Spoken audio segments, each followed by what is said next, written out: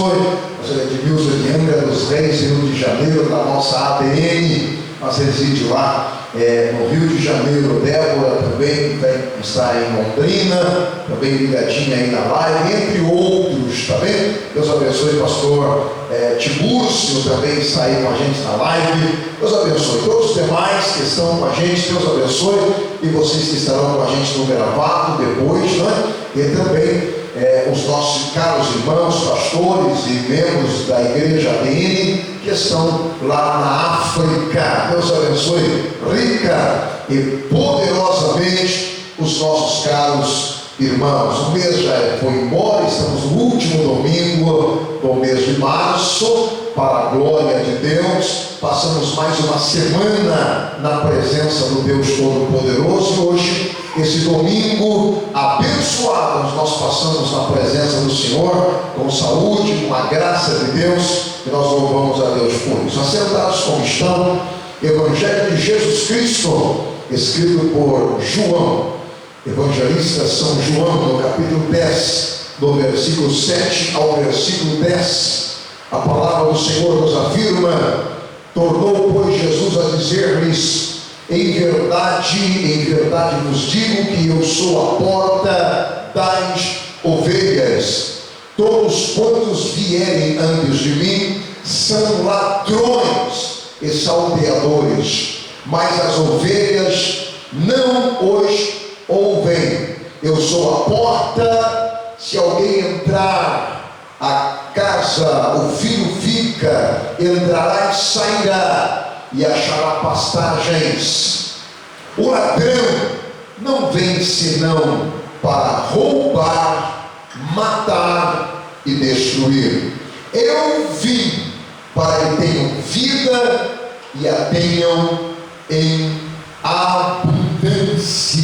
Graças a Deus pela palavra lida nesta oportunidade do Evangelho de Jesus Cristo, escrito por João, no capítulo 10, versículo 7 a seguir. Nós ouvimos aqui, lemos o Senhor Jesus dizendo que Ele é a porta. Todos os dias a gente passa por alguma porta, todos os dias a gente passa dentro de casa por uma porta do próprio quarto, onde nós tivemos uma boa noite de sono. A gente entra no sanitário e a gente abre a porta e passa por aquela porta. Aí a gente passa por demais outras portas dentro da própria residência.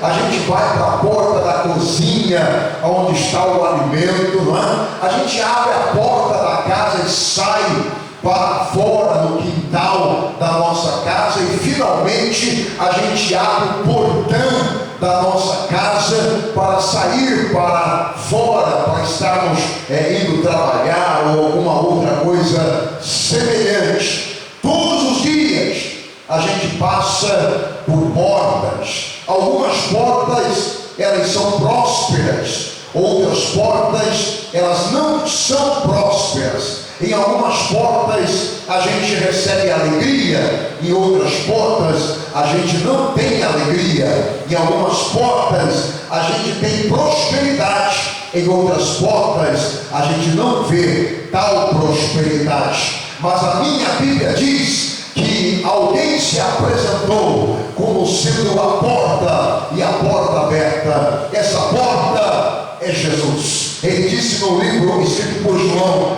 e está escrito no livro do Apocalipse, que Ele colocou diante de nós uma porta aberta, e essa porta que Ele abre, ninguém fecha, e a que Ele fecha, ninguém abre. Quando nós falamos de porta, nós falamos de acesso, livre acesso. Quando a gente fala de porta, a gente fala de oportunidade. Toda pessoa que passa para uma porta, para dentro desta porta, ela passa porque está tendo uma oportunidade dentro da porta. Os nossos irmãos hebreus, eles puderam entrar na cidade de Jericó e ter uma oportunidade de estar tomando os despojos daquela cidade. Quando eles entram para entrar na cidade Ai, eles não conseguem, porque a cidade Ai foi contra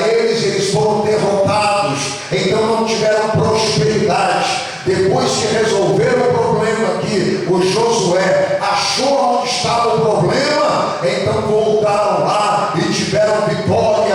E então dentro da cidade de Ai também foram prósperos, com toda a prosperidade de dentro da cidade. Quando falamos de porta, falamos de prosperidade, falamos de ter acesso a uma prosperidade. Se você está pensando em ser próspero, não tem como ser próspero senão através da porta chamada Jesus Cristo. Se você já entrou por esta porta, se prepare para a prosperidade, se prepare para o novo, se prepare para melhores oportunidades, se prepare para tudo que Deus tem preparado de bom para a sua vida, porque Ele é a porta. Aquele que entrar por Ele salvar-se-á. A Bíblia fala de muitas portas, sendo Jesus aqui na terra, Ele sendo a porta, também Ele é caminho. Quantas pessoas estão fora do caminho porque não entraram pela porta chamada Jesus? Quantas pessoas estão totalmente desvirtuados, perdidos neste mundo, sem rumo, sem direção, não tem condições de saber o dia de amanhã, exatamente porque perderam-se no caminho. Mas Jesus, sendo porta, Ele também se apresenta como sendo o caminho. Ele não é um caminho, Ele não é uma opção, Ele é o caminho. Ele é a única opção que você tem para receber prosperidade. Se você quer prosperidade, você deve entrar no caminho que é Jesus Cristo.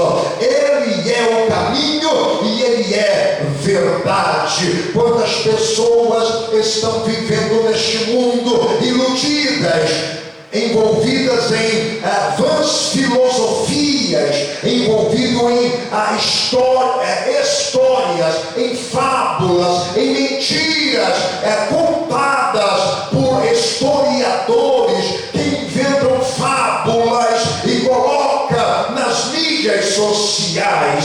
Mas eu quero apresentar para você nesta noite a porta aberta da verdade. Ele é a verdade. Você precisa conhecê-lo. A Bíblia diz: conhecereis a verdade, e a verdade te libertará. Quando a pessoa conhece a verdade, ela não quer saber mais da mentira. Quando a pessoa conhece a verdade, não quer saber mais de heresia. Quantas pessoas andam atrás de heresias, andam atrás de falsos conhecimentos, mas quando você conhece a verdade, ninguém consegue mais te iludir, ninguém consegue mais trazer palavras vãs. Não, porque você entrou pelo caminho, você entrou pela porta, você conheceu a verdade. Ele se apresenta como caminho e Ele se apresenta como verdade, mas não somente caminho e verdade, mas Ele nesta terra disse: eu sou a própria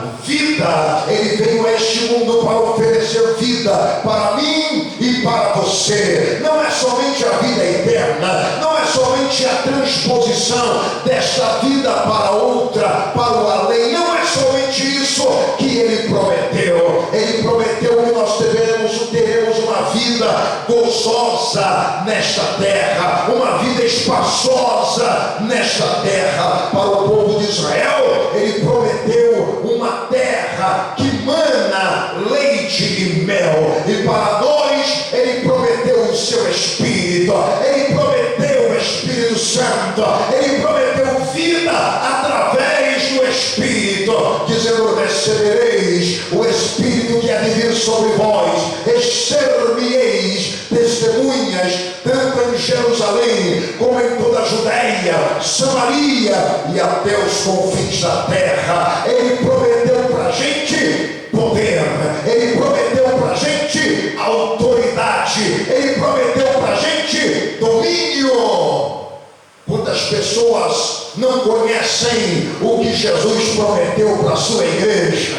e então não consegue viver uma vida de alegria, não consegue viver uma vida de paz, uma vida de sossego, não consegue porque não acredita que foi prometido para nós domínio. Dominar o que, pastor? Dominar o que? Dominar sobre o que? Dominar sobre principados, dominar sobre demônios daqui da terra, dominar sobre as hostes infernais da maldade que estão nas regiões celestiais, e pasmem vocês, e dominar sobre o inimigo mortal da igreja, do ser humano e do próprio Deus, que é Satanás. Foi-nos dado o poder, e Satanás sabe que a igreja recebe o poder.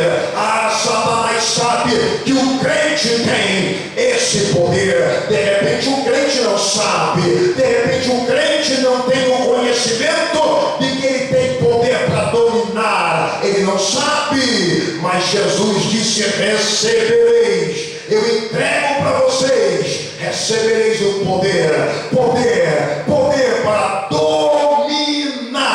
Ele é caminho, ele é verdade, ele é a vida, e a vida que ele nos deu é uma vida de domínio, é uma vida para dominar. Quando Deus fez o ser humano, quando Deus fez Adão e a Eva, ele disse para Adão e a Eva: agora vocês vão e vocês dominem sobre tudo quanto foi criado. O que Jesus Cristo fez ao ressuscitar, ao morrer e ressuscitar, foi devolver para a igreja o que Adão perdeu no Éden. Adão perdeu o domínio, a igreja ganhou o domínio, mas a igreja precisa tomar posse de que ela tem o domínio, ela tem a autoridade que ela recebeu de Jesus, a verdade.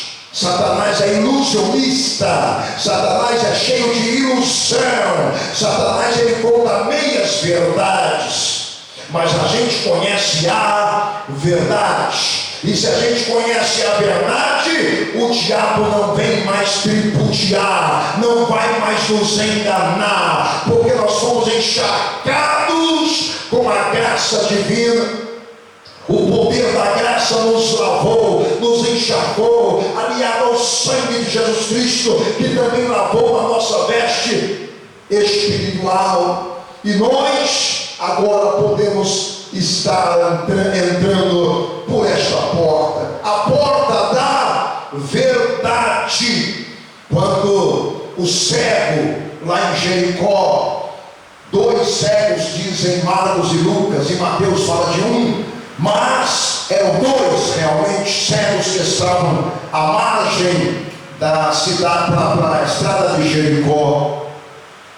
Aquele cego tinha conhecimento de quem era Jesus, tinha conhecimento da história, não só história, tinha conhecimento de o que representava, qual era a essência daquele homem que estava passando por ali. E disseram para ele: Jesus passa por aqui. Essa multidão, esse murmúrio, todo esse barulho é porque Jesus está passando por aqui. E ele então não pediu para ninguém, ele começou a gritar, porque ele era cego, mas não era mudo, ele era cego, mas não era surdo, e ele começou a gritar: Jesus, filho de Davi, tenha misericórdia de mim. Ele sabia que não era o filho de Maria que teria misericórdia dele, mas ele sabia que era o filho do rebento de Jessé, rebento de Davi, linhagem abraâmica em Cristo.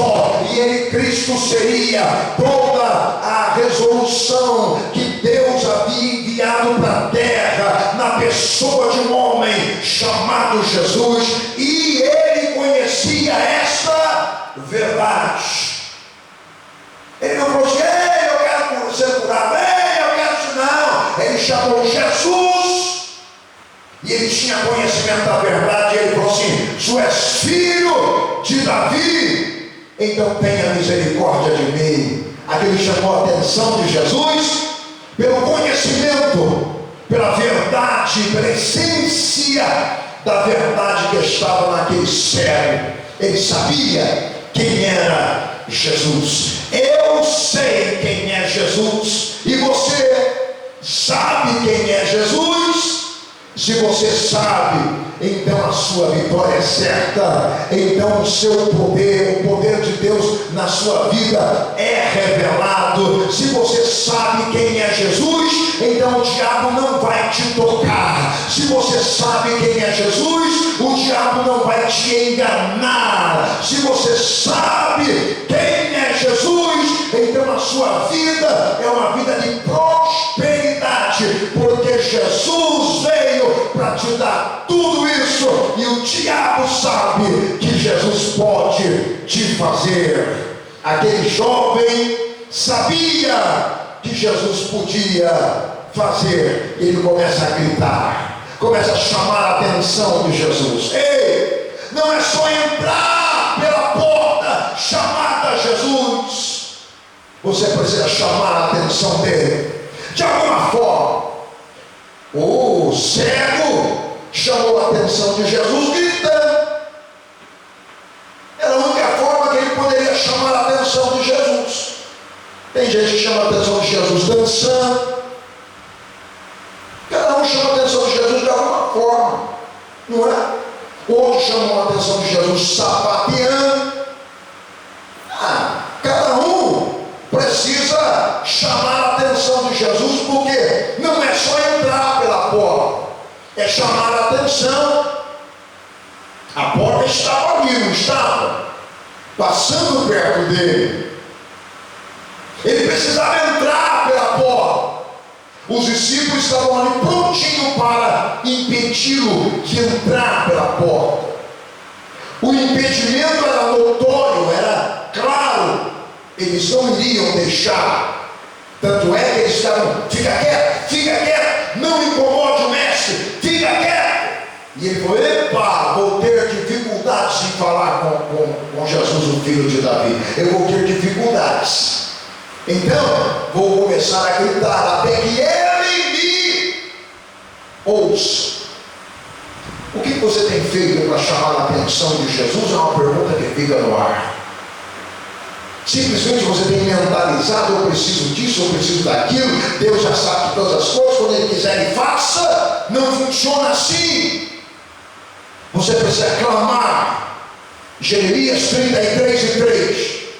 Clama a mim. E clamor é uma vocalização alta, altível. Clamor é você gritar. Aquele cego gritou e Jesus o respondeu: manda vir aqui. Ele sabia que se ele fosse lá, o trajeto onde ele estava até Jesus, ele fosse com a capa, as pessoas iriam ridicularizá-lo, ia ser mais um impedimento, porque ele usava uma capa de mendicância, uma capa de autorização para mendigar ali na beira da estrada de Jericó. Ele então sabia que ele não ia precisar mais daquela capa. Aquela capa agora então ficasse para outro. É como se ele falasse para o colega dele: eu não sei quanto a você, ó, segundo cego, eu não vou mais usar essa capa, deixa essa capa aí. A Bíblia não fala se o outro cego tirou a capa, mas o bar Timeu, que significa filho de Timeu, ele te deixou a capa no chão e foi ao encontro de Jesus. Quando Jesus ele chega diante da porta, a porta pergunta para ele: o que queres que eu te faça? Ele podia falar assim: eu quero uma oferta, eu quero que o Senhor tire uma oferta aí entre os seus discípulos e venha encher aqui um alborná para ele poder ficar uns 4, 5, 6 meses sem precisar mendigar. Não, ele foi direto no problema. O problema, ele não tinha problema de trabalhar, ele era impedido de trabalhar. Ele não tinha nenhum problema com o seu não querer trabalhar, mas ele não podia, ele era cego. Qual era o maior problema dele? A cegueira. Então Jesus pergunta: que queres que eu te faça? Ele diz: eu quero ver. Alguns dos evangelistas diz: quero ver. Outro evangelista diz: quero voltar a ver. O evangelista que diz: quero voltar a ver, indica que ele já viu um dia e ficou cego por alguma razão, morando em Jericó, que era uma cidade amaldiçoada. E ele então disse: quero ver, Senhor. E naquele momento, por causa da verdade que estava intrínseca no seu coração, de quem era Jesus, a porta se revelou para ele, e ele entrou triunfantemente pela porta, vendo a Jesus. A porta se abriu, e a primeira pessoa que ele vê, o rosto de Jesus, e ele entra na cidade glorificando ao Senhor. Por quê? Porque ele realmente reconheceu a necessidade de entrar por aquela porta. Jesus é a porta da verdade. Aquele homem conhecia quem era Jesus. Quando um dia Jesus precisou descansar um pouco, ele foi para a cidade de Tiro e Sidom, e ele levou os seus discípulos, e lá ele foi lá para ter um lazerzinho com os seus discípulos. Mas chega lá, uma mulher começa a perturbar no meio da rua, e gritando, e também tendo a verdade no seu coração, e ela também dizia: Jesus, filho de Davi, tenha misericórdia de mim. Também igualzinho. E Jesus fala: mas que coisa, gente, eu vim num outro extremo, saí da nação de Israel, vim para a Síria para me descansar, e aqui entre os sírios tem alguém que conhece que eu sou da linhagem de Davi. E ele continua, e os discípulos da mesma forma: para, fica quieta, não incomoda o mestre. É como se eles dissessem assim: nós viemos aqui descansar, viemos para lazer, não estamos com ministério, não, ninguém vai orar por você, não. É como se dissessemos. E Jesus distrai essa mulher, e quando a mulher entra diante de Jesus, dizendo: o que está acontecendo? Você quer? Eu quero que o Senhor cure a minha filha, que está endemoniada.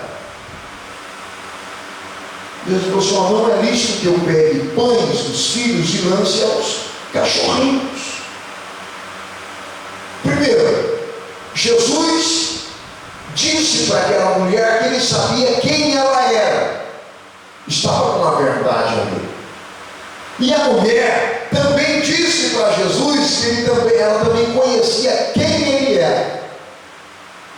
Ela primeiro começou a gritar que ele era da linhagem de Davi, e ele disse para ela que ela era da linhagem de Cão, um dos filhos de Noé. E os filhos de Cão é cãozinho. Um filhote de um cão é cãozinho. Então, Jesus disse: não é lícito que eu pegue o pão de filhos de Israel e coloque para os filhos de Cão, para o cãozinho. Ela foi muito humilde naquele momento, reconhecendo quem era Jesus e reconhecendo que Jesus era filho de Davi e Deus ali na terra. Ela disse: olha, eu reconheço sim que o Senhor veio para o povo de Israel e que não é lícito pegar um pão, mas deixa cair uma migalha, porque eu vou me sustentar e vou viver com uma migalha. Deixa cair migalha, é verdade, cãozinha para comer migalha mesmo. Eu disse: eu não acredito que estou ouvindo isso, não. Quer dizer, então eu não preciso, vou conjecturar, quer dizer, então eu não preciso te dar pão. Nós a gente vai comendo o pão, vai caindo aquelas migalhas, aqueles pedacinhos de pão no chão, e vocês vão lambendo o chão, comendo a migalhinha. Você vai mesmo se sustentar com isso? Eu vou.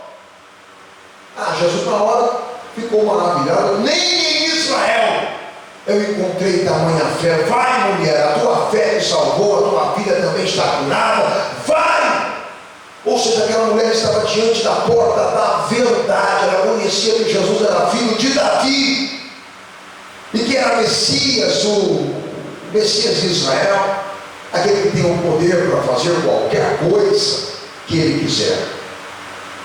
Portas se abrem para prosperidade, portas se abrem para libertação.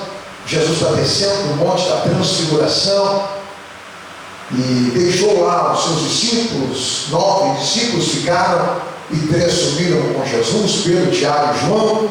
Eles deixam aquele processo da transfiguração e descem.